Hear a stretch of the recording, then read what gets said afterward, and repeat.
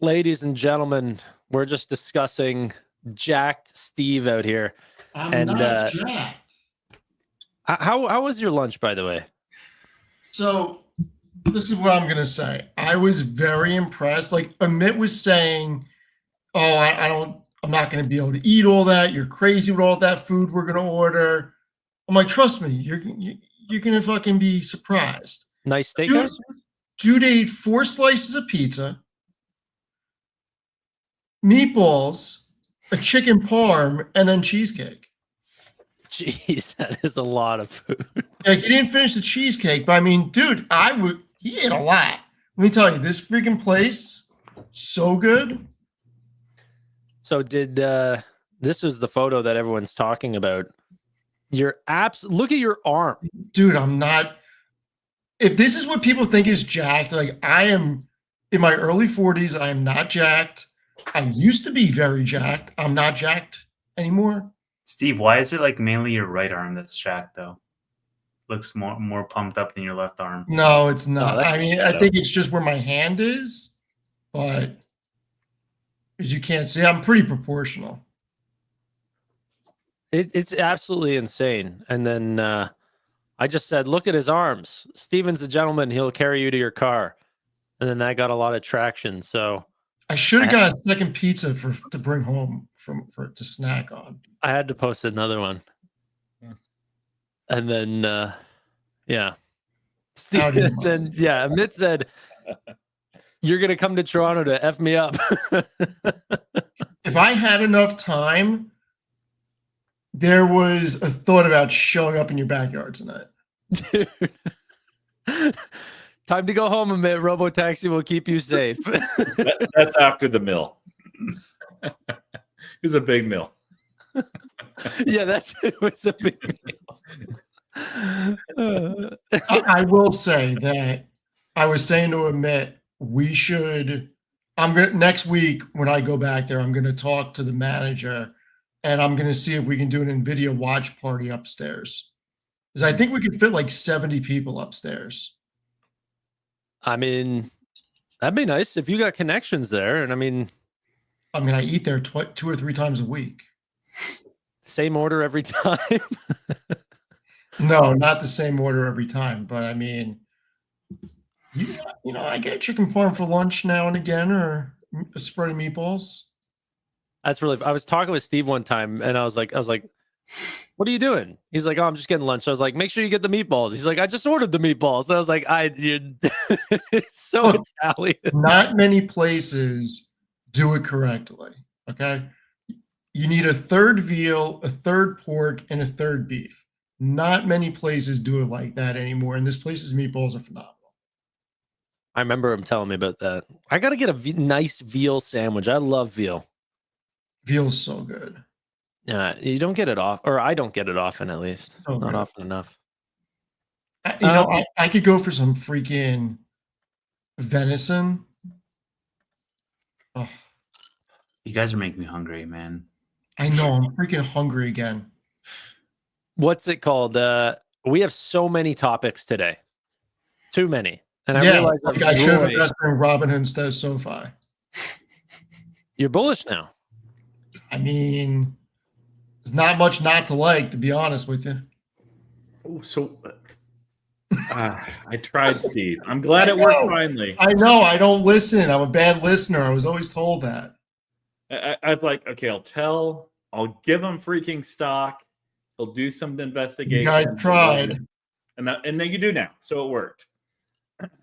You guys tried. I didn't listen.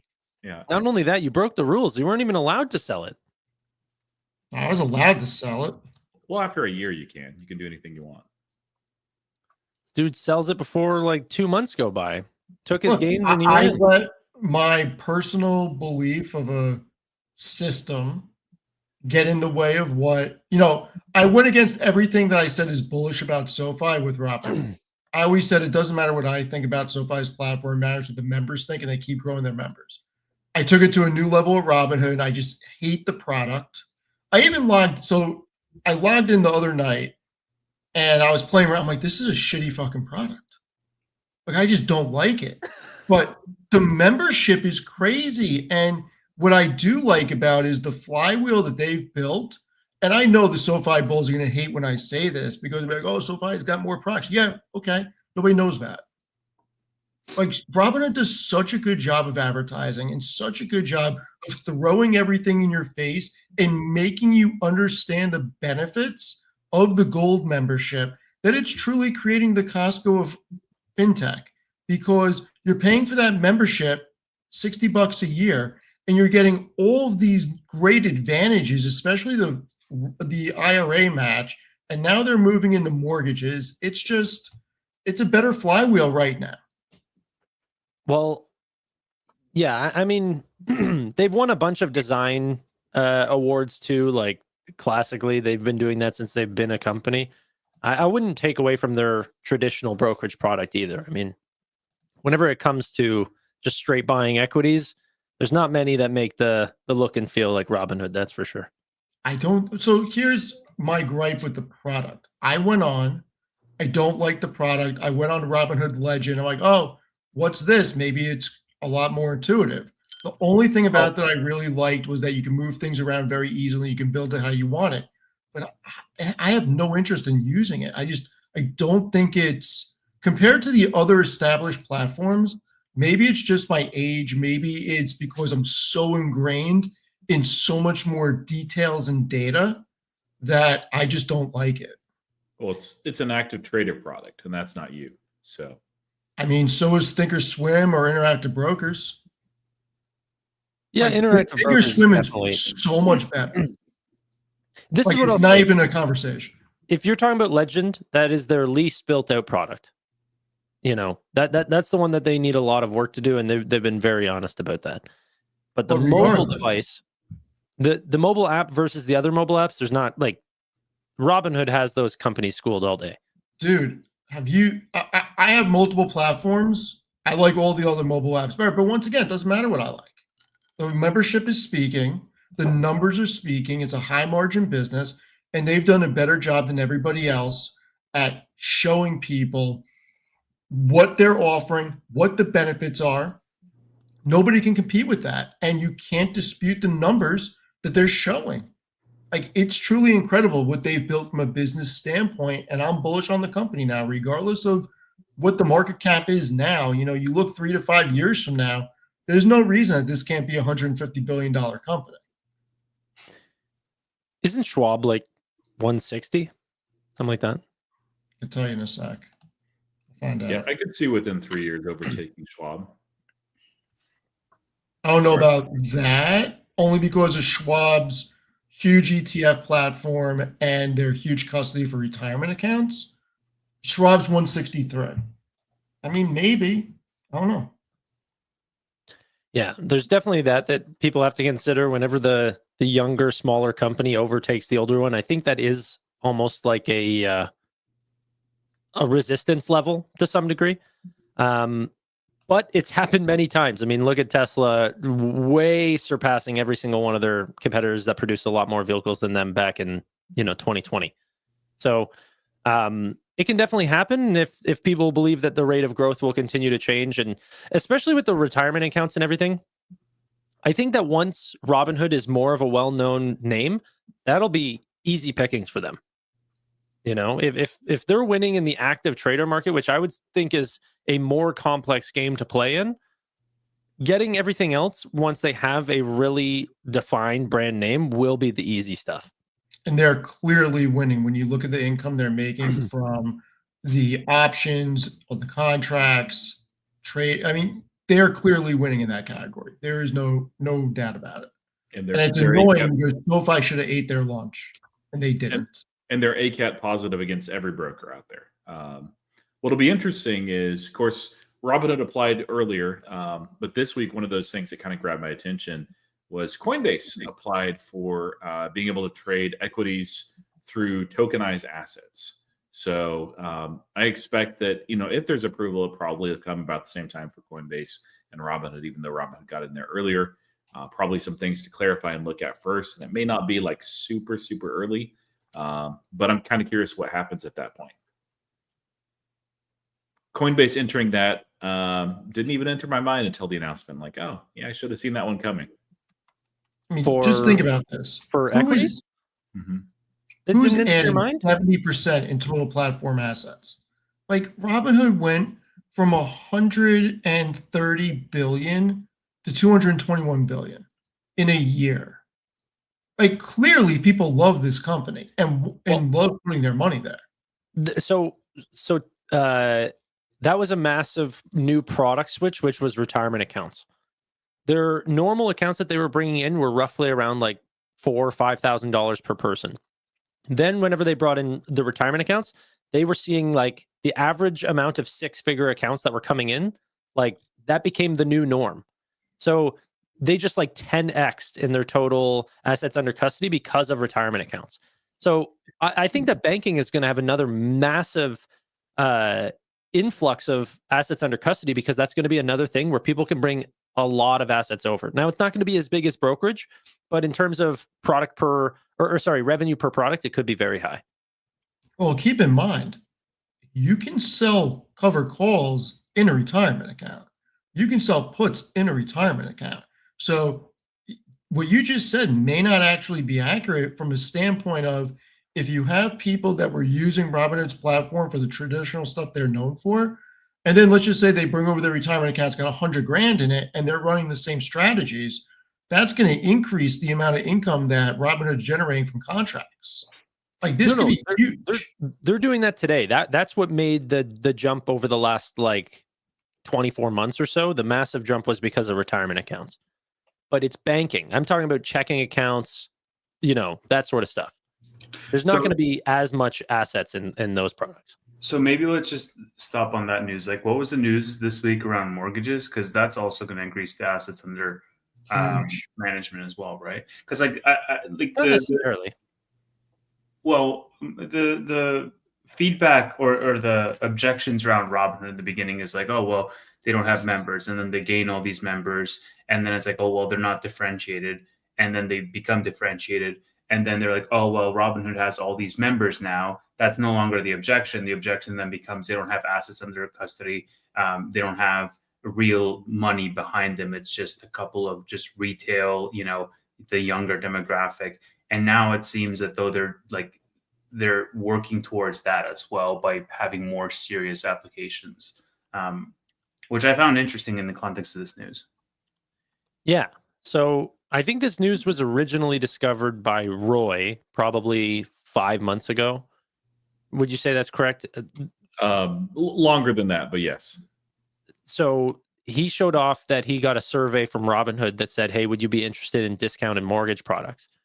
And we thought, wow, that would be really interesting. And one of the first Robinhood weeklies that we ended up having was, hey, does Robinhood handle this money, or are they going to partner with another business and they're just using a large referral network of having 26 million users and offer someone else's product? Well, that's obviously the direction that they went, the latter.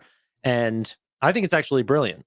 I think some people are worried that Robinhood is going to take on more risk. They're saying, hey, no, we don't want any more risk. We're not doing anything along these lines. We're just referring out a product that wouldn't even take people off platform.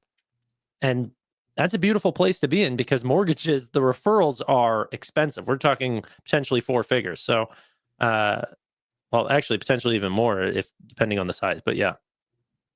Yeah. And the nice thing is, like, this is all accretive. It's not, I don't think, I don't have it in my Robinhood platform. People said update the app. It's already updated. I'm on the beta list. It's not rolled out to everybody yet. Vlad, by the way, did confirm its existence. So, but because of that survey and a couple other screenshots, I'm like, yeah, this is real.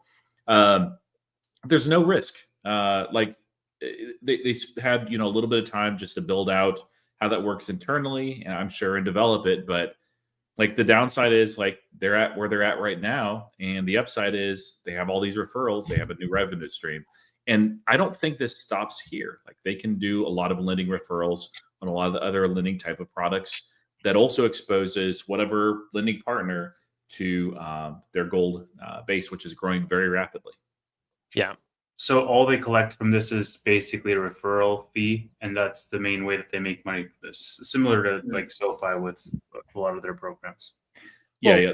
The only other benefit to Robinhood specifically is it makes gold even look better. Yes. Yeah, like we don't know the exact specifics, but that would essentially be what would be happening here if you're thinking about like what Wealthsimple does. Wealthsimple does the exact same thing, right? They have their own mortgage partner. You can apply through a loan. They give you a little discount depending on the assets under management that you have, and then you stay on platform for Wealthsimple, and they're happy. Yeah, smart. I think And that gold is, member is going to get a lower rate too, yes, yeah, which is 0.75%. amazing because they're just going to get more memberships. Yeah. Yeah. And then Yeah, that's right. going to create a flywheel into other products. Like it's Yeah, their just flywheel is so good. what is wrong with SoFi right now? Seriously. Nothing.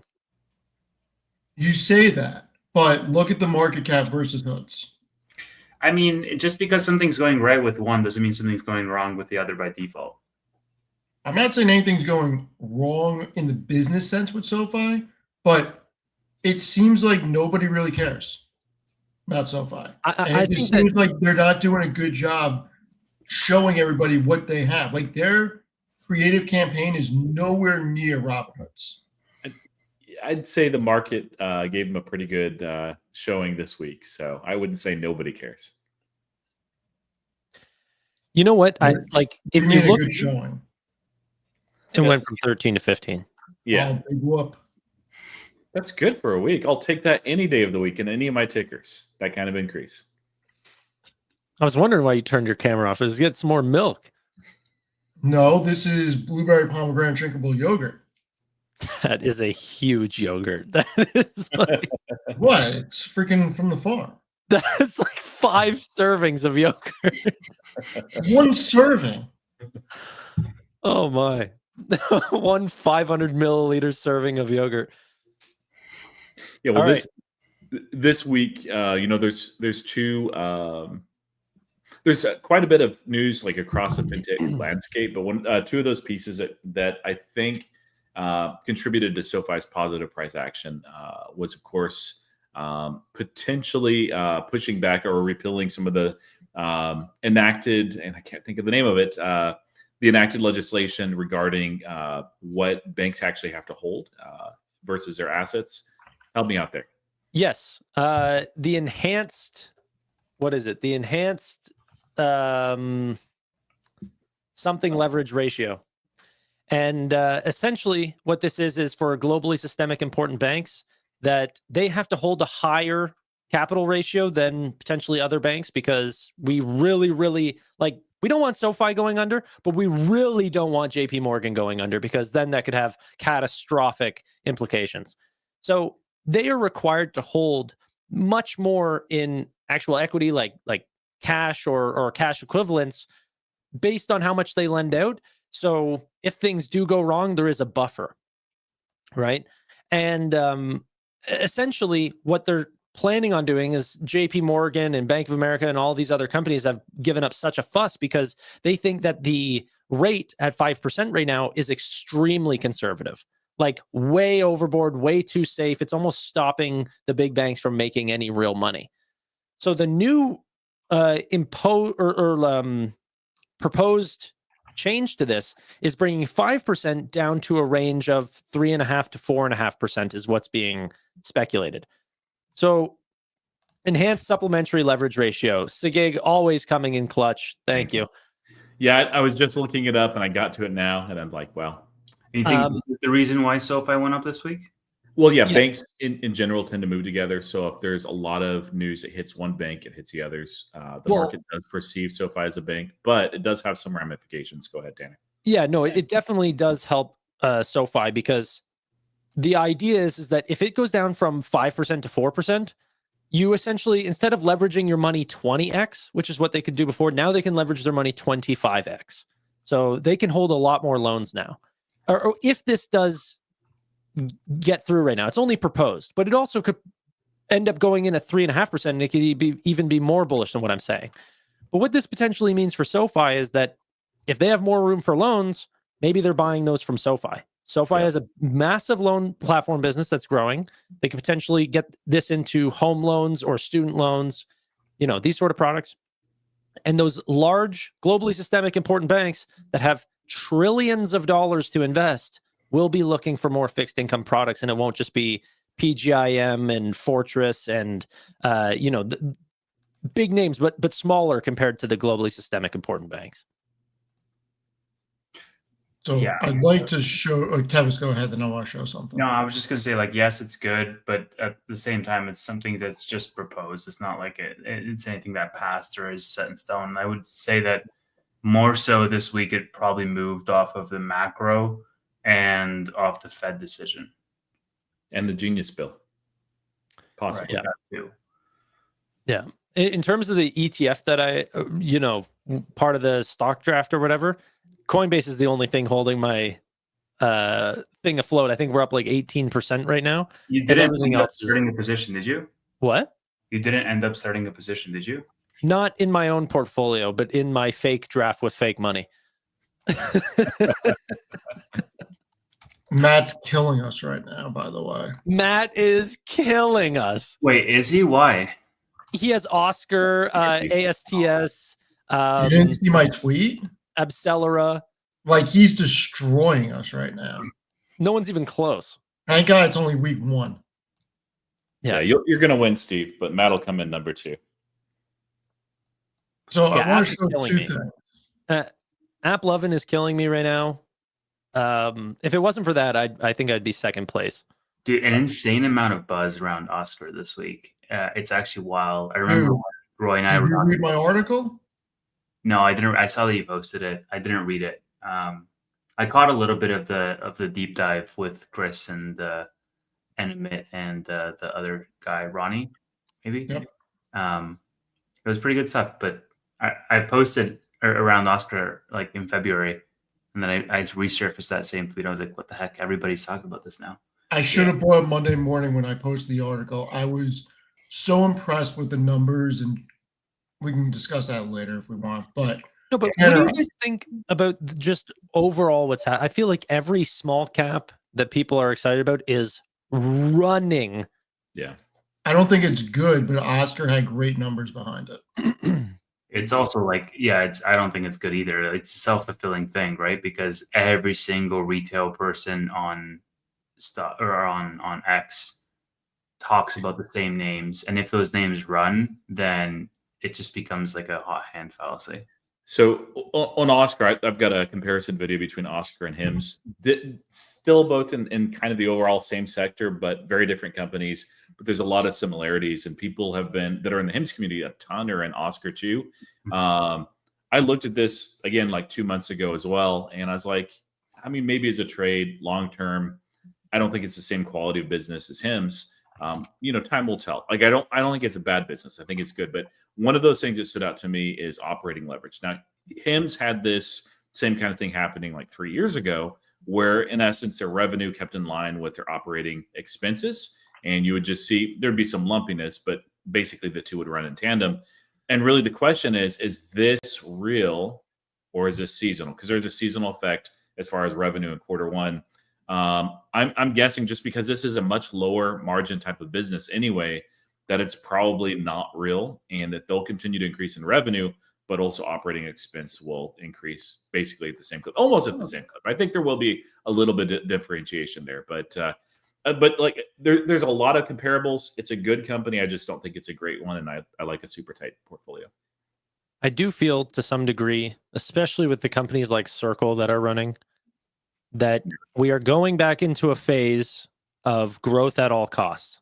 Mm-hmm. And people are paying for the companies that are moving the fastest. And that is exciting. I do like that. But also, it can be worrisome, as we can see that there are some people who want to take advantage of these types of IPO markets. Before we get there, Look at the head move. Everyone's under Can you share the screen before we get to that part? Go ahead, Steve. I literally named my video Nutrimoth SPAC 2021 Deja Vu because it feels so similar. Go ahead, Steve. All right. Give me 1 minute, then we can get there. So, Tanner, share the first one.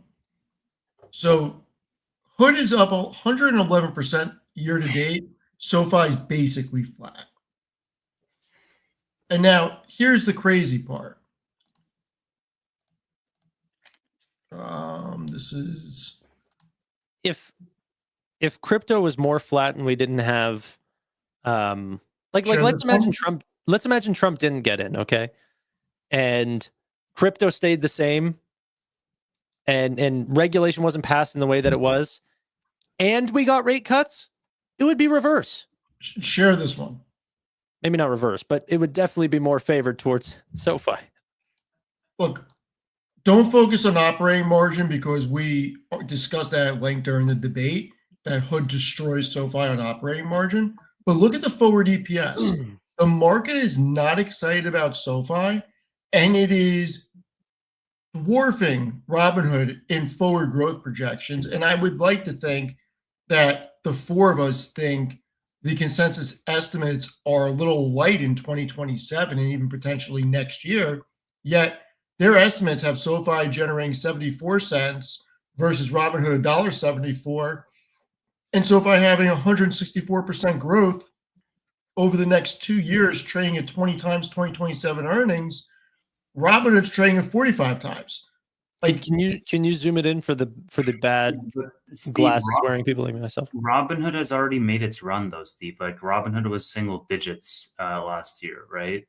Robinhood's done like a 10x in the last 2 years. no, I get that. But what I'm saying is that the market is not excited about anything SoFi is doing. Otherwise, we would be seeing a higher multiple on their earnings. They're very excited about Robinhood's, and that's why Robinhood still has a high multiple with growth that's mimicking companies like Microsoft is right in that wheelhouse, around that 34%, I believe. Do you get deja vu? Look, We can go back through this, but I mean, I still have a big position in SoFi, but it's annoying that the market truly does not care about them. Yeah, but we don't know what's going to hold into the future. If you think that Robinhood's going to continue to outpace SoFi over the next, let's say, 24 months, sell your shares. No, I was trying to get them called away. They almost did today, and then it went down. But yeah. Chamath, SPAC. He's back, ladies and gentlemen.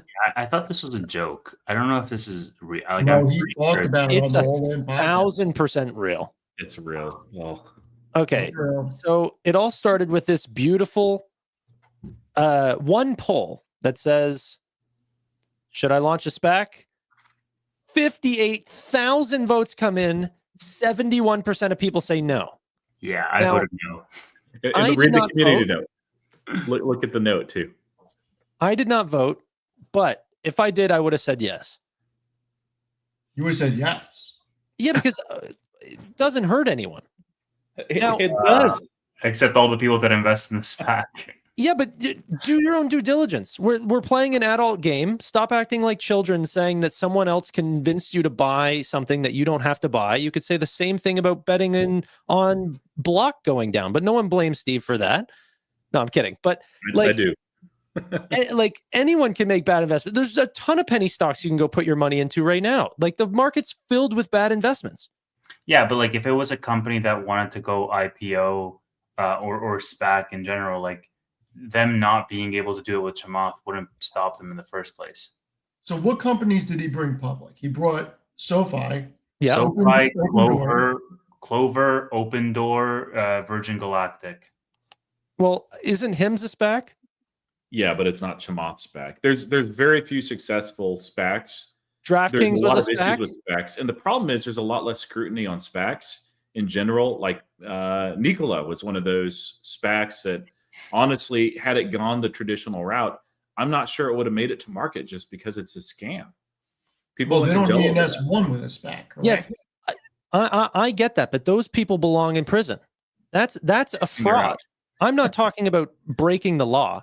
I'm talking about bring companies to market. Like we're talking about companies like Robinhood and SoFi helping bring private companies to individual investors. How is this any different? All right, I have a big gripe. I would love to go off on a rant that it's ridiculous that you need to be an accredited investor to be able to invest in private companies. It is Yes. horrible for all of investing. that it is gate held like that. It is absolutely disgusting for this reason of the premise is there's not a lot of information out there, et cetera, et cetera. You have to be sophisticated in order to invest in them. Well, if they're really worried about people losing money, make casinos and make the lotto and make freaking all of gambling illegal. Not to mention, you can lose all your money on the stock market. Look at Enron. Like, it's just ridiculous that you have to have a certain wealth or a certain income to be able to buy private companies. It's crazy. I completely agree with you, but you sound like you're on my side. This is I think this is where the interesting idea of like tokenized security Real world assets. Yeah. comes into play. Like Vlad's been talking about this one for a while. Yeah, but where's the additional disclosures there? How is that any scammier than the only thing that I think is scammy is whenever he comes out and he backs these investments by saying these are our estimated forward guidances and they're extremely far off. That is the bad part. But bringing companies to market, I have zero problem with. So if that personally hurt his reputation in the investment world, that should be known. There should be context on the SPAC saying, do not take financial advice from this individual. I'm fine with that. Why does the company coming public need Chamath to SPAC them? Why can't they just do it themselves? Like, Well, why do they need a sponsor?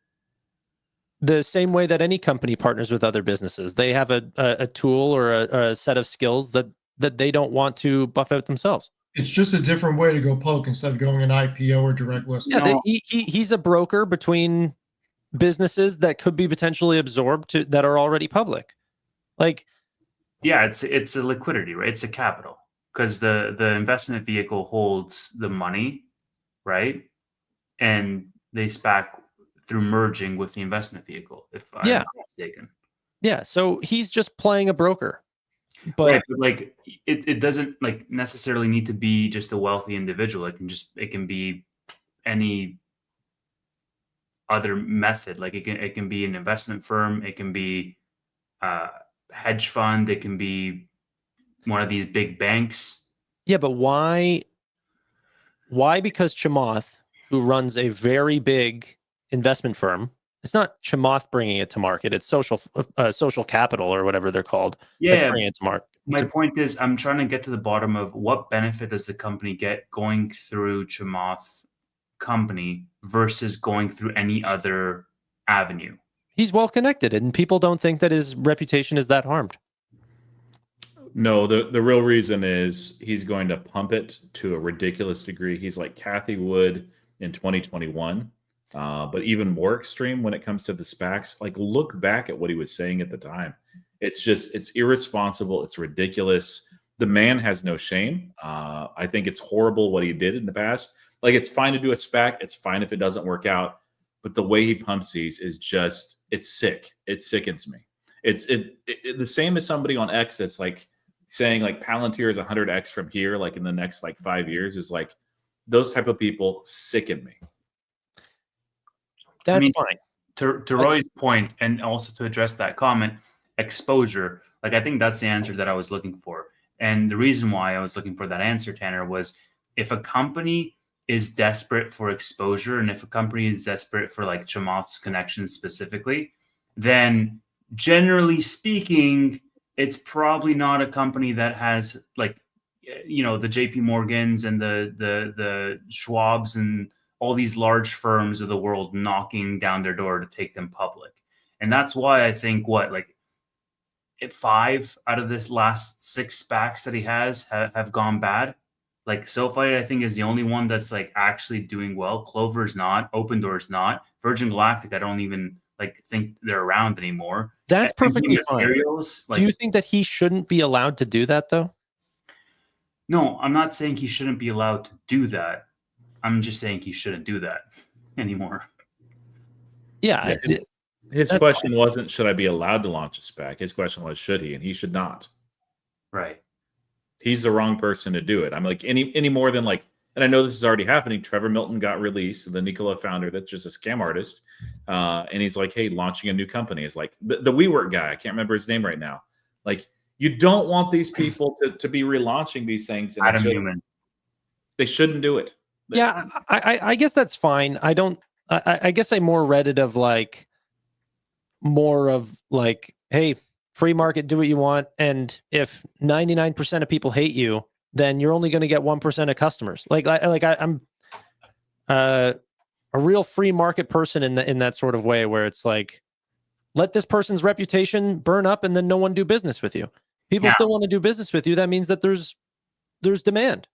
Or you can look at it another way and say you don't really care who brings companies public if it gets private companies to the public market, and then people can decide if they want to invest in them or not. Completely agree. That's the way that I see it. Like, if he brings 5 terrible companies and then he brings Notion public, I'm going to invest in Notion whether Chamath is a part of it or not. Yeah, but the incentive structure is messed up. It's not like SoFi offering like the Oddity IPO or like Instacart IPO and giving access to its members.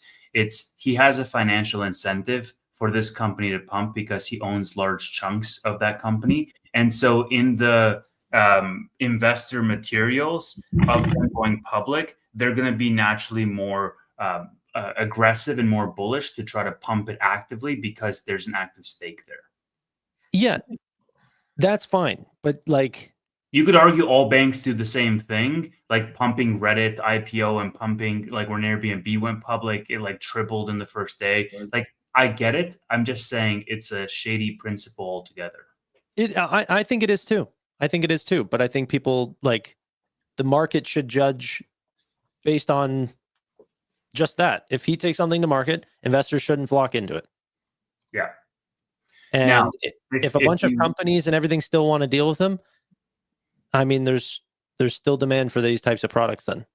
Now, if people watching do want to be degenerates and do want to try to take advantage of this, obviously with very small portions of money, how I would probably go about it is I would look at what tickers they have under their control, because IPO A through IPO E, they already used.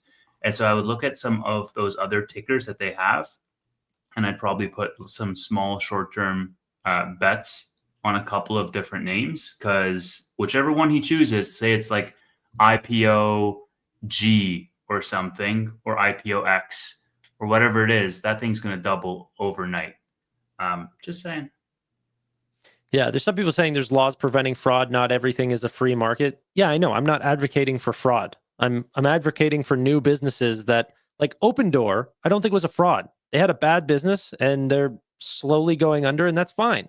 But like, if I was an Open Door investor, I'm still happy that they're public. I'd still want to know and be able to take advantage of the company overall. Or SoFi. Like, I think the funniest part is that SoFi is one of our favorite investments, at least for the, maybe 2 or 3 of us. And Roy knows he was the tentative one. But and that came to market and had nothing to do with Chamath pump. He can do whatever he wants, but like, it doesn't change my mind. I wasn't an investor in IPOE. I got in way after all the hype went away. So maybe that's the play. Let him do what he wants and don't touch it for the first 12 months. I don't know. Steve, any thoughts on that? I don't care who brings things public. If I want to invest in it, I'm going to invest in it. Do you guys have any thoughts on what it's going to be? I mean, I know what I want it to be, but it's definitely not going to be it. What? Andril. No. I cannot They're gonna have a wait IPO. for that company to go public. I should have bought shares when I had the opportunity to. Yeah, it's going to be way smaller. Yeah, that's going to be a regular IPO. They don't need a SPAC, but I do think it's going to be a bunch of, like, I think I saw Tron was looking for an IPO. Maybe they end up doing a SPAC or crack it. Like, it's going to be a bunch of. He already explained in the next tweet that it's a bunch of crypto companies. Oh, did he? Maybe, dude, if he brings Ripple public, that would be freaking great. He said, "Thanks for everyone voting. The people that said no feel seen. Now on to business. I get calls from many Wall Street and crypto titans yesterday. They all want in, and their vote matters a lot to me. So we'll probably do it anyway." So he said, "I'll include this tweet and the community note in every SEC filing possible. It'll make an excellent disclosure about the risks and not short of irony. Anyway. But I do agree a little bit. No crying in the casino. I know he always has these sayings of like, I'm in the arena cooking and all this crap. But like, do your own due diligence. Stop backing the thoughts of others and do your own work. I don't think I've ever blamed someone else for a bad investment that I've made. You know? I still completely just disagree. I don't think he should do it. Legally, he should be able to, but I'm perhaps it's just because I'm older. I have kids. I'm in a different stage of life. I hate seeing people be taken advantage of. Like nothing bothers me more. And yes, people have free will, and you got to let people do what they want to do. But man, those especially, like the people that are going to be hurt by this are those that probably could least afford it. It's not going to be some 10 millionaire that's like, hey, I'll put a couple $100,000 in this SPAC and it goes to zero, no big deal. It's going to be somebody that has like $1,000 and they're like, all in. In fact, let me go on margin, and they get blown up. Now they pulled the shots. They did it themselves. It's their fault too. But man, Skamoth. This is different. I was forced into that investment. If he's not forcing you, you don't get to blame him. But Tevis forced me into that. So, yeah. And so, like, there's some ramifications too. Like, if that's somebody's first experience or one of their first experiences, they're a new trader, and that's mostly who he's going to get, because people won't realize, like, they'll see it out there here and there, but they won't realize they're new, that this guy, what he has done before. Even though he says, yeah, it's going to be in the SEC filing, like, the people that are going to be attracted to this, by and large, are not going to read the SEC filings. It's their own fault again, but they're new. They're going to be taken advantage of. And some people will just say, you know what? The market is a freaking scam. I'm done.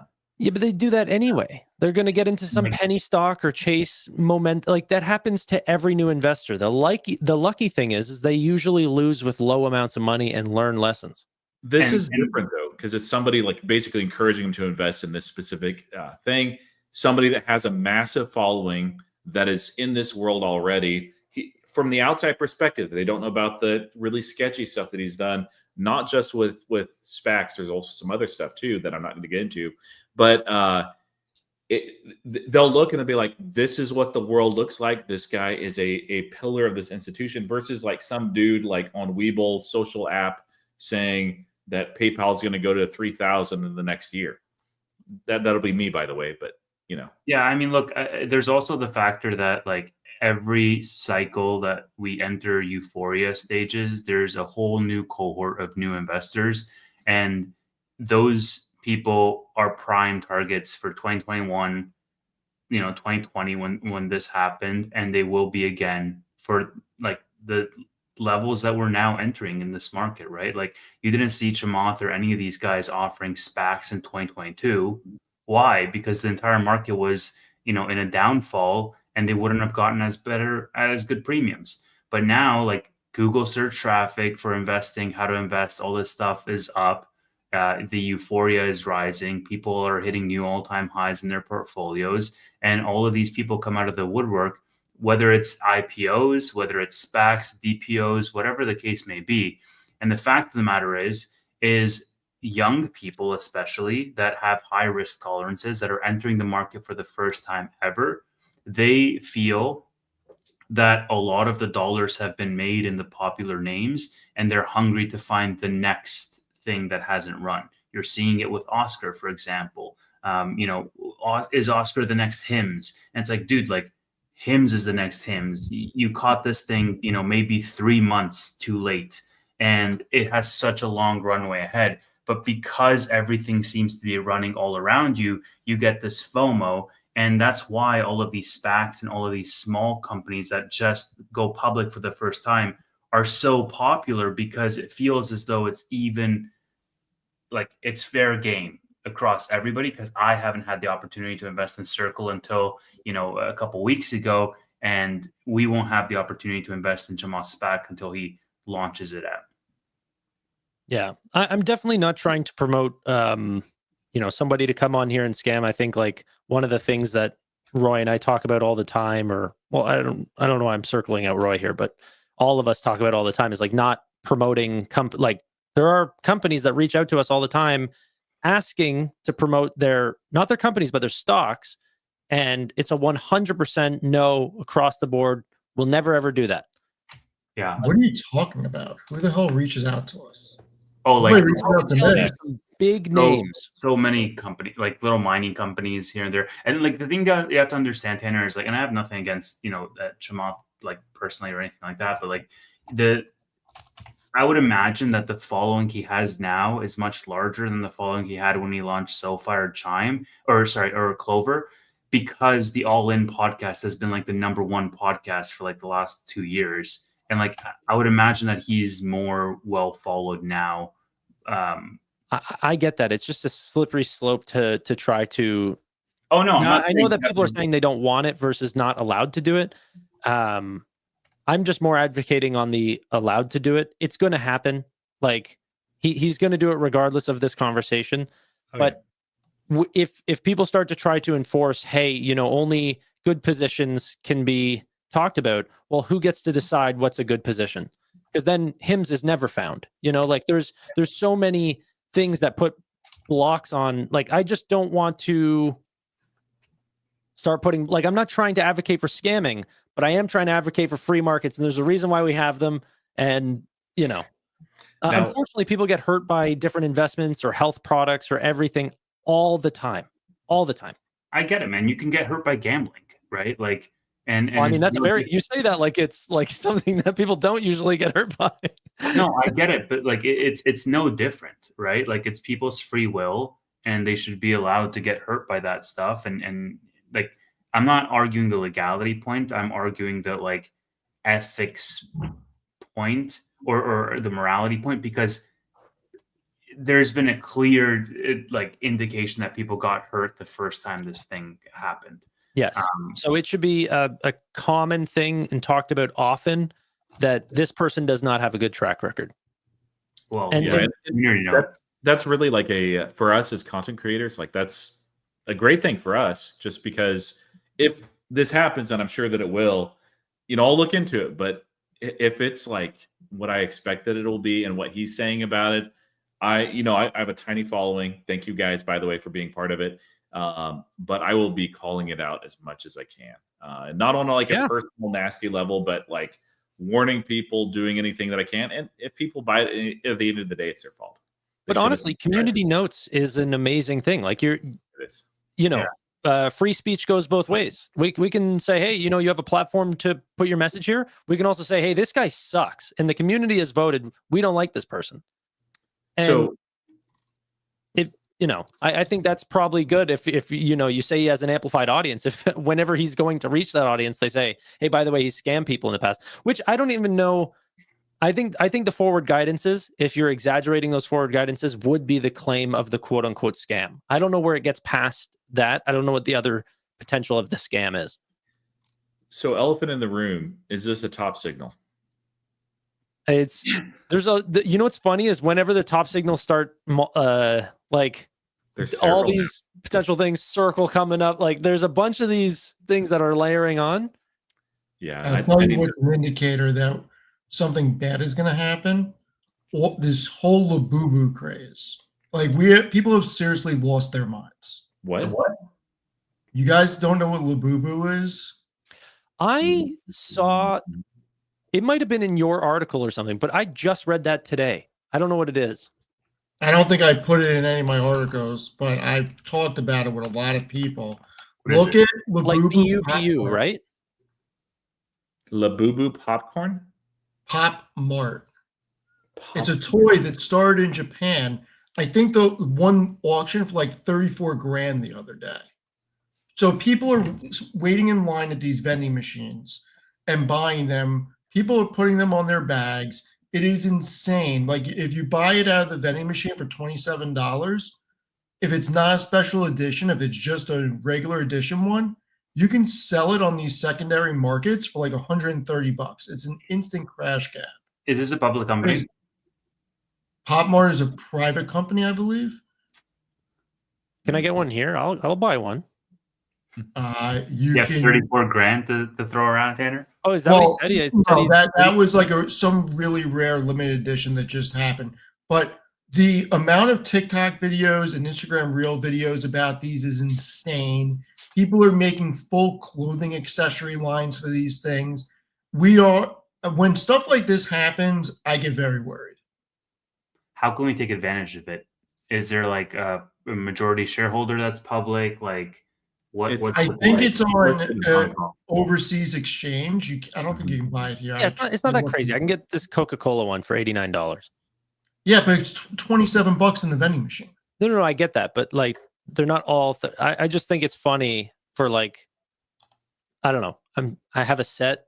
Like if I just set one up for $89, the resale market on this, like if you start Googling images for lines of people waiting at the Pop Mart vending machines that they have at malls and stuff, it's insane. People will wait there for hours and hours and hours for a restock because of the money grab. And then you have these scalpers that try to buy everything out of the machine when there's little kids behind them. It is the most screwed up thing. But there is when things like this happen, to me, it signals that we're near a top. the lowest one I can see is for $35. It's one piece, but I don't care about that. I want the Coca-Cola one. Throw this up, please, Tanner. There's a stock.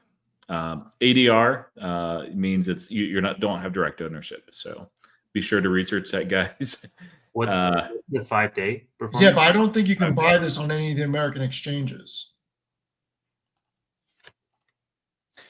Yeah. PMRTY. It's actually not been public for long. Looks like December 12th, 2024. So, yeah. What does that market cap translate to in US dollars? Not a lot. Yeah. 321 billion Hong Kong dollars. 40 billion. Freaking crazy. That's like 2.5 SOFIs. Yeah, it's still big. It's bigger than I thought. Yeah. What else do we have on the sorry, go ahead, Ray. Well, I wasn't quite finished with the top stuff. Like, if I see like one or two more top signals, I'll probably like start taking a little bit of gains. I don't get all the way out of the market. I don't even get most of the way out, but I will take some gains and then build a hedge. And I'll have to figure out what I want to hedge with. I don't know if I want to do quantum computing or probably not block again. Block has already been smashed to bits. So what would those be, Roy? What would those top signals be? Like, so we've seen the OTC markets actually have more volume than the regular exchange. That's one of those, and that hits at some point earlier this week. You see a lot of small caps flying. You see people chasing the next best thing. I don't think that's Oscar's a quality company, so I'm not saying Oscar, but you'll see a lot more of those.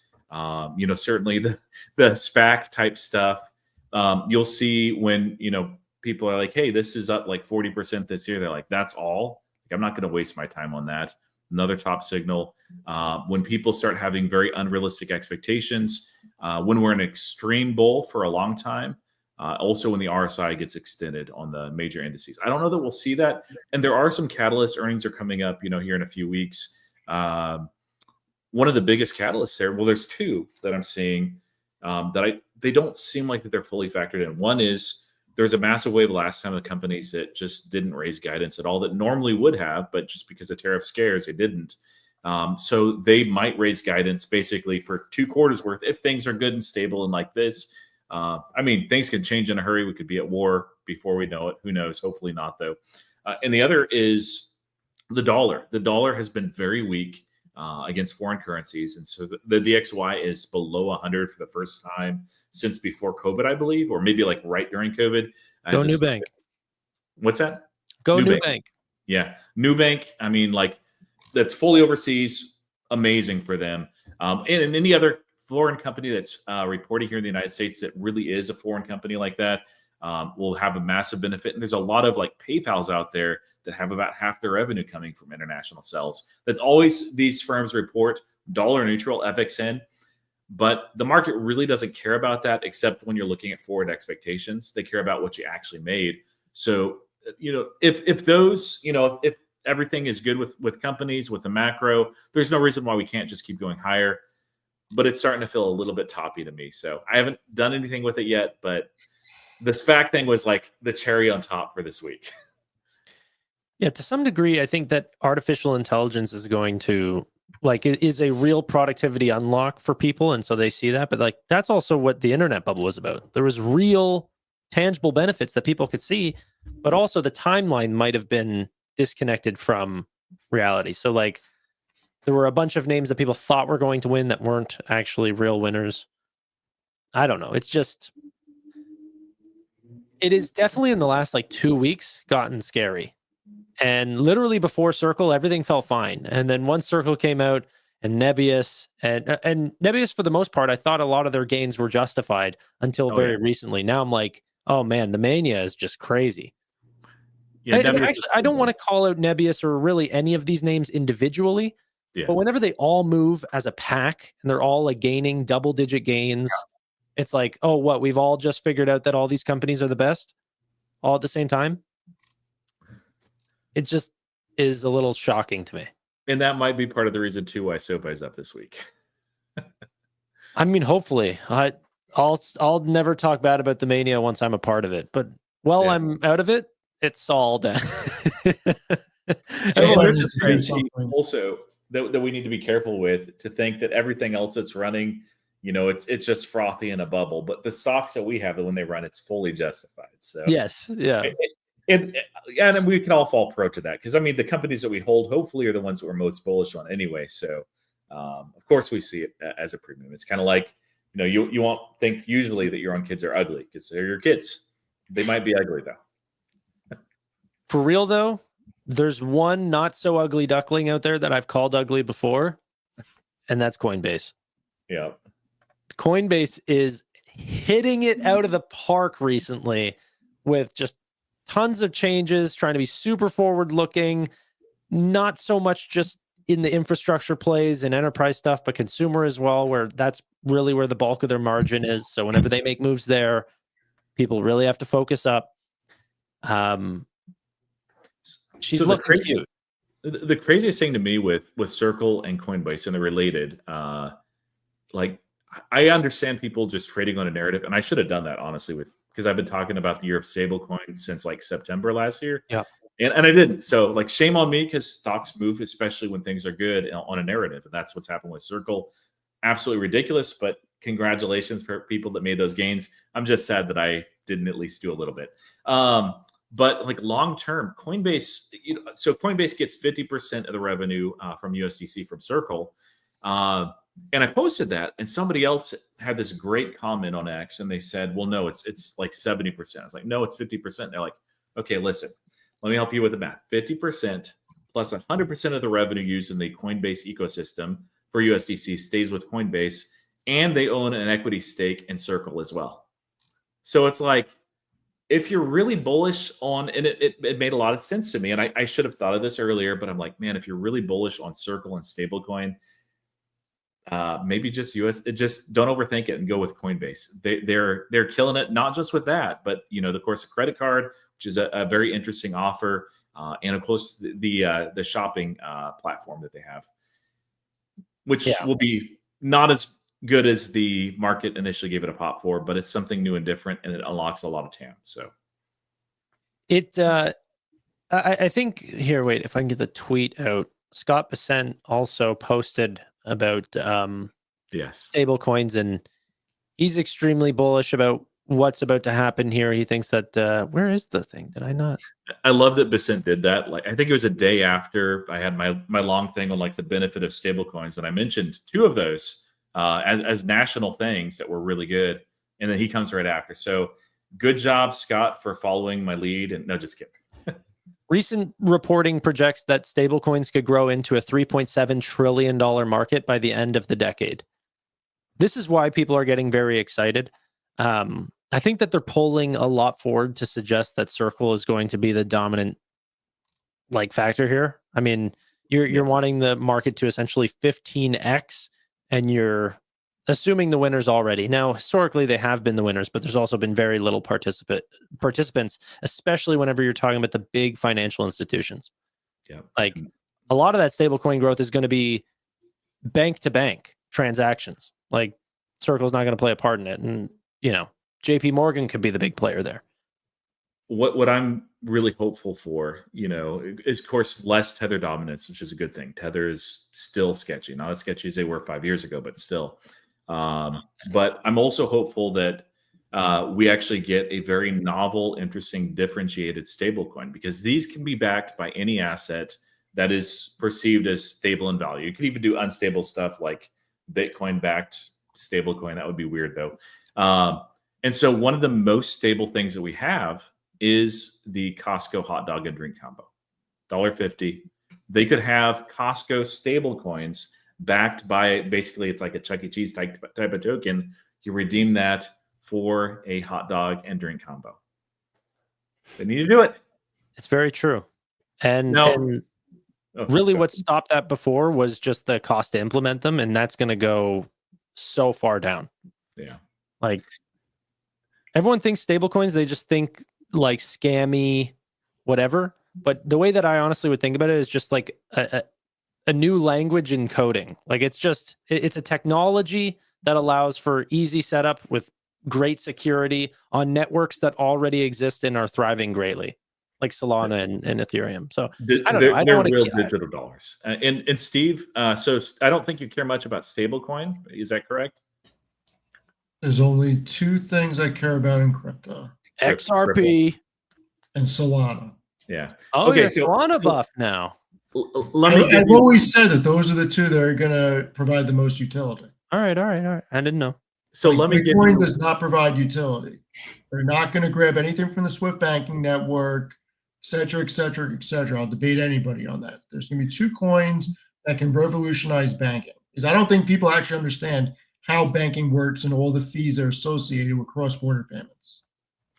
Steve, let me give you a reason to be excited about stablecoin. Would you like one? I've got a great one for you. Sure.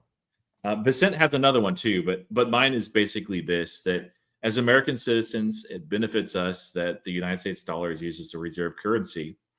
A lot of people that have been bullish in crypto have looked at crypto as basically a destabilizer from that. The opposite is actually true because of stablecoins. Almost every single stablecoin on the planet, and I think that this will continue, is backed by the United States dollar. And what that does, Steve, is it creates a ton of demand for 3-month treasury bills.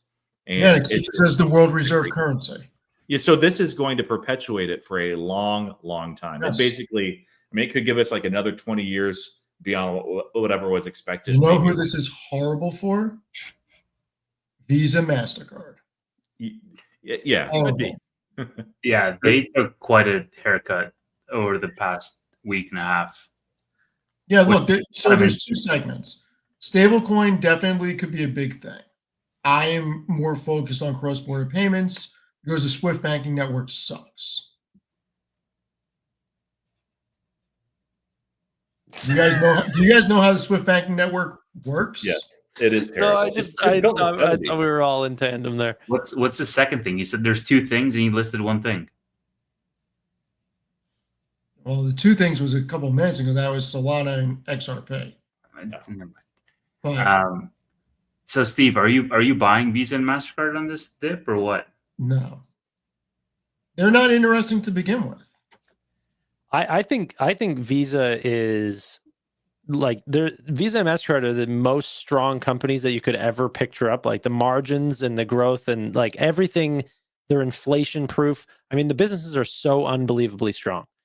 However, with that being said, they can also die by 1,000 cuts for the same reasons, because regulation and antitrust and everyone wanting to go after that $30 trillion market. So there's just an unbelievable amount of competition. Like it's incredible how many sides that they are defending against at all times. Not to mention that you have people in politics wanting to cap interest rates. Yeah. That's very 100%. big. Yeah. Those are names that I have zero interest in holding. But I that draft, going back to that draft that you guys had, Amit got Visa, and I'm like, oh man. At least he got it with a slight discount. But yeah, I think Visa will be fine long term. I think there will be some compression of margins for Visa and MasterCard, at least over the next few years. I think that's mostly what stablecoin and stablecoin projects will be used for. It's not stablecoin is not as cheap as people expect, just because there's a lot lacking. Like if you look at Coinbase and their offering for the crypto payments, there's some things that, when people are like, oh man, look, it's like less than a cent versus, this percent, but there's a lot of things missing with that. So here's why I wouldn't want to own Visa or MasterCard as individual stocks and outside of a fund. Because when I look at those businesses, I don't think they have the potential to double before something like a Meta or an Amazon. So from a capital appreciation standpoint, if I'm going to put my money somewhere else or somewhere, it's going to be NVIDIA, it's going to be Meta, it's going to be Amazon. I just don't think Visa or MasterCard are going to outperform those three over the next 1, 3, 5, 10 years. Yeah, not here, but so what can happen though, and you know this too, Steve, is that something that is under some distress, and there's legit distress. But Visa's also involved in stablecoins quite heavily, actually. MasterCard too. But what can happen is that narrative continues to take it lower and lower. So there is a price that you'd buy Visa. I mean, it's higher than $1. Yeah, if it has a United Healthcare moment, and it gets interesting. But and it's also paying a dividend that's next to nothing. So if you want it if you want to buy something for a dividend play, that's not even the top 100 things I look at. So it's not interesting. I would probably be interested, and I don't think it'll probably go this far, but around 250. And I need to set an alert. What's it at now? 338. I don't even think it's interesting at 250. Yeah. So there is a possibility that I think okay, so I'll start with June. June said nobody is accepting a stable coin at my grocery store around here. The thing with stablecoins that I think is so interesting is you won't even know. Right now there's crypto products where you can pay with Bitcoin, but the merchant receives USD. They don't want to accept Bitcoin, but they're just accepting regular USD. So if there's a way to print a card and send a card out to someone, but the chip, instead of saying that it's going to go through Visa's network, it's going through, a stablecoin network like Solana, how would the person that has the terminal that's getting USD even know how that money got to them? Does the average merchant understand what Visa or MasterCard, no one cares. So I think the infrastructure underneath is what we're talking about, and that could save companies billions and billions of dollars. Next, Heinze said, did I just hear Tanner say that Visa is inflation proof? Yikes. So let me just defend that really quick. PayPal too. PayPal too. Any payment company. Because if the money supply doubles, payment or PayPal's volume doubles. Easy. And they still have the same take percent. Sorry? They still have the same take rate either way. So they still have the same take rate. So their revenue doubles. And not every business is like that, So payments have always been inflation proof because they're just going to keep the same amount of almost buying power with the amount that they charge per the volume. They're pretty exciting companies. But that's why Visa and MasterCard and all these companies have such premiums. But maybe not always. Are you worried about PayPal really quick? I know that everyone, we're going to lose 100 people right now, but do you think that their PayPal USD is enough to say that they are going to be okay in this next potential stablecoin revolution? Yeah, I think that they'll be fine. It's going to take a lot longer than people are anticipating anyway for stablecoin. And I'm bullish on stablecoin. I've been talking about it a while. They've done less with PayUSD than I would have hoped. That's been a disappointment, just frankly, that and the stock price action. But other than that, pretty much everything else is looking good. And I've got a video that's coming out tomorrow. So let's say if PayPal's only innovation and bet was on stablecoin, I'd be okay, yeah, I'm terrified. But they've not been sitting around. There's a ton that they're doing, short-term boosts that'll have a massive impact, even beyond the macro. But also a lot that are coming in the next 2 or 3 quarters. And one of those big ones is advertising that they launched Several different things related to advertising this week. Announced a pretty major partnership. And also, Mark Gaither went on a podcast where they asked him about what they were aiming for as far as internal measures for the ad product. And he said, well, we don't comment on internal numbers and we've not released this to the public, but you've seen what I've done before. And so you can get an idea of what we're going for. Well, Uber and Amazon are doing pretty good in the advertising market and essentially zero is priced into PayPal. So that's going to be good. Agentic commerce are going to be all over. They have the data, they have the KYC down, they handle the protocols, compliance, all of that.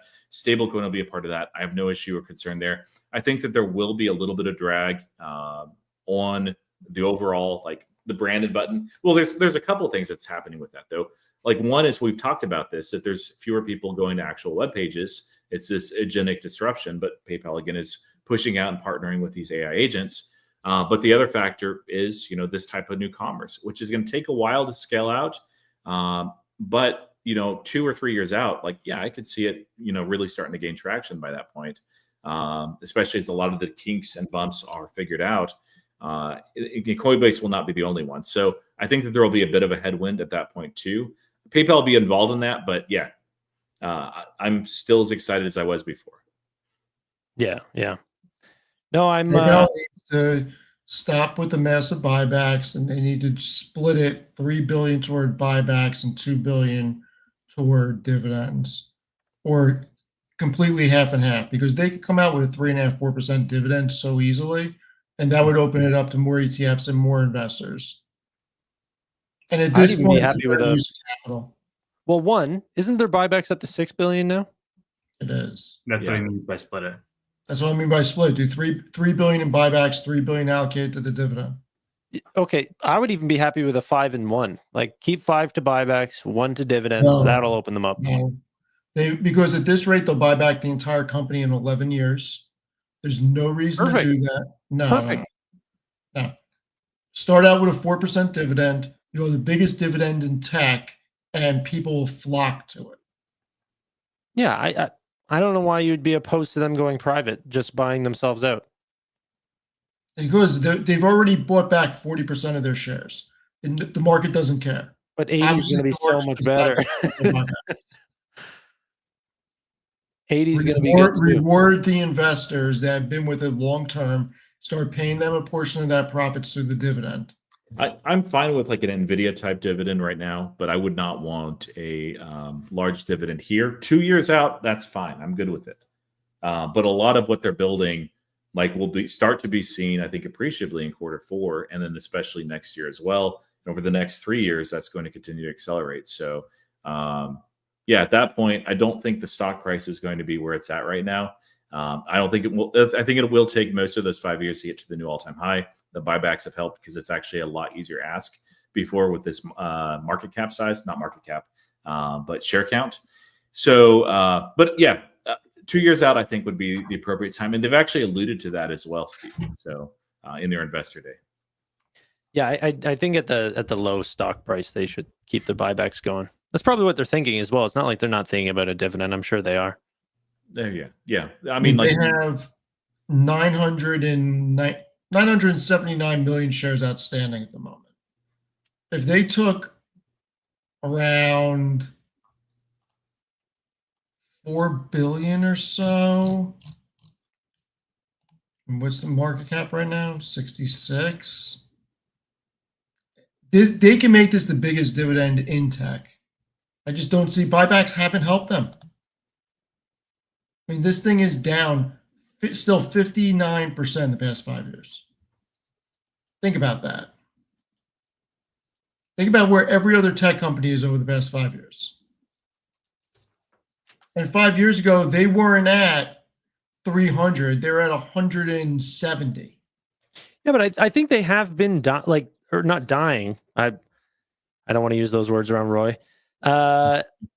But there has been real disruption risks. However, they grow every year, revenue, top line. Yes, but that doesn't matter. What matters is, do they grow faster than their market share or than their market is growing? So if the payments market is growing faster than what PayPal has been growing at, then they could be losing market share.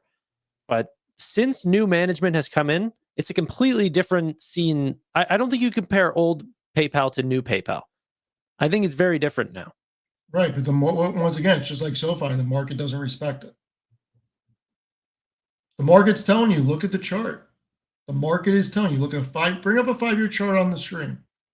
The market does not respect it. Yeah, no, But you could say that with a lot of companies at different times. It's the dividend, doing a dividend. I mean, it would attract a new set of investors. You're right on that, especially if it's a real dividend. But also, like the thing that's actually going to turn this around is execution, which I think that they're doing. I've been overall pleased. Again, there's been things I've not been pleased about, and I've called those out. But I think they're absolutely headed in the right direction. I think, give this another year or two, and I don't think people will be talking about PayPal as an opportunity cost. Some might say, and hopefully we'll have these conversations, like where people always ask after a little run like this, like, is it too late to get in? And it probably won't be. It'll probably be like PayPal at like 160 or something. So look, Roy, I agree with you. I think PayPal is one of the most undervalued companies in the market. I have said that for a long time. The problem is, once again, the market doesn't freaking care, and the market doesn't respect it. The market doesn't care about its numbers. You go through the financials, there's nothing not to like. They have more cash on the balance sheet than debt. They have huge free cash flow. They have bought back 40% of the company. People always say PayPal is dying, but they don't understand how to read an income statement or a cash flow statement. PayPal continues to expand its business, yet it's been stagnant for years. And there's nothing wrong with splitting how they reward shareholders, because if they've already bought back 40% of the shares and it's been doing this, like over the past since 2022, it's been sideways. Since since May of 2022, it's been sideways, and they bought back like 14 billion worth of shares, 12 billion worth of shares around that time. Like, Crazy. But if you were to invest, not based on the sentiment of the market, but like more of the Warren Buffett principle of like, PayPal is an amazing stock to invest in by the numbers. well, there you go. I think I'm Roy not saying cares it's more about not. that than. I'm just saying that at this point they need a spark, and adding a big dividend would be that catalyst. Yeah, PayPal has more cash than debt, guys. Not vice versa. Yeah, I agree on the dividend, Steve. I've been on this bandwagon for a while. Well, you hate PayPal? Is that what you're saying? No, the fact that like I just want them to be opened up to an entire class of investors that currently just can't invest in it or don't want to because it doesn't meet their goals. So they're already spending that money in buybacks. Effectively, it's going to be like the same thing. And even like you said, if they do a very, very, very small allocation, relatively speaking, to a dividend, it's going to give them a disproportionate boost than any buyback would, because, okay, they bought back 14 billion over the last 3 years. Imagine where the stock would be if they didn't do that. Think about this. They're doing 6 billion in buybacks. If they allocated 4 billion to the freaking dividend, you ready for how big it would be? It would be $4.11 per share. It would be a 5.87% yield. That's just on 4 billion. You bring that down to 3 billion and you legitimately go half and half, you would be getting paid $3.08 a share, 4.4% yield. Be the biggest dividend in tech. So the only reason why I think that they are not doing that is that I think historically the market has not punished as hardly canceling or postponing buybacks as hard as they have dividend stocks. Yeah, but they're not canceling buybacks. At 3 billion is split 50-50. No. Well, you are canceling 3 billion worth of buybacks. You're just augmenting how you're. You can change the language of it. You're going from 6 billion. Because they're not canceling the capital reallocation. I get that. They're not scrapping it. Dividend investors historically have been very sensitive to decreases in dividend payments. Well, when does the 6 billion? Yeah, but this is not a decrease in the dividend payment. I know, but that's why I don't think that they are going to go hefty in like 3 billion, because then they can't undo it. When does the 6 billion end, Tanner? It's constantly being it's authorized, but like you have probably You have 2 more years of the full 6 billion. They did mention that they would look to keep the buybacks at about 80% of their free cash flow, going forward. So that kind of tells us as far as what they're guiding at as far as free cash flow, what they'll be doing. So And currently it's at 100%, right? The free cash flow to not 100%. It's under 100% because they've been under Alex Chris. That's actually been growing very, very nicely. So and that those advertising like high margin. But anyway, so at least 2 years, probably 2.5 years. I expect that they'll re-up it. They'll continue to do it. I agree. Let's do an NVIDIA type of dividend and just say, hey, we'll consider increasing this in the future. That's all you got to do. There you go. Perfect. And then about 2 years, basically, when they get past that really massive buyback, I think the stock price will be appreciated. A lot of these newer, younger products and projects will be a little bit more built out, scaled, and actually monetized. I think they'll be in a very different place. And I always prefer to see, and I think the market rewards this, if you issue a dividend that's actually meaningful, if you issue it from a position of strength, and also buybacks, by the way, then the market tends to reward that a lot. Versus if your stock is getting crushed, people have this idea that your company is being disrupted, and then you start doing a crazy buyback or a big dividend, the market doesn't reward that nearly as much just because it's like it's out of a position of weakness and it matters less. Yeah, Microsoft, Apple, Meta, Alphabet, none of them issued a dividend out of weakness. No, I don't think it's going to be that. I just think if they start a dividend, they should start it small. Yeah, of course. That's all. There's no reason to. They have a small share count. They have huge free cash flow. And if you do $6 billion a year in allocated capital and you do 3 and 3, you're still taking a lot of shares off the table. And every time you take shares off the table, your EPS is still going up. Revenue per share is still going up. Have And you having have you done the 3% grown-up higher yield is going to get such attention from the market. Have you sent investor relations a question about this? No. Okay. You should. I should just tweet Alex Chris about it. In fact, I think I did a big tweet about it, actually. Just have Roy tell him at their next family dinner. Yeah, I'll let my brother know. He's going back to the gym, ladies and gentlemen. Let's not act like this guy doesn't have guns, okay? We know. He's back on the dairy diet. Matt Money said he re-entered SoFi. Is that real, Matt? He's probably just He's talking about the draft, probably. It's probably. Why does that thing have freaking 642 likes? Dude, you're looking Why? fantastic. Look at the arms. You're going to be getting DMs from women at this point, Steve. Yeah. You got to apologize to your wife. And you got to apologize to your wife for this, too. You're so lucky that you weren't here. You know? You are so lucky you weren't here. This one's terrible. Honestly, I did not ask it to do this.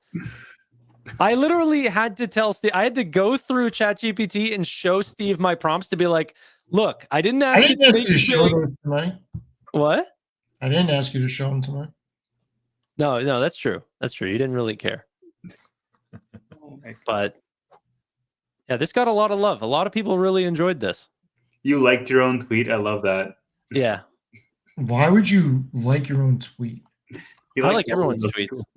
If you actually go through, wait, how do I see the tweets on this tweet? View engagements. Is this all of them? Dude, people loved it. People loved it. And then I think it was this one, maybe. Yeah, I just like a lot of tweets.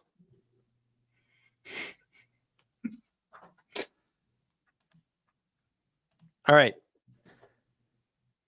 Ladies and gentlemen, thank you all so much for watching. Really do appreciate your time. Bye for now.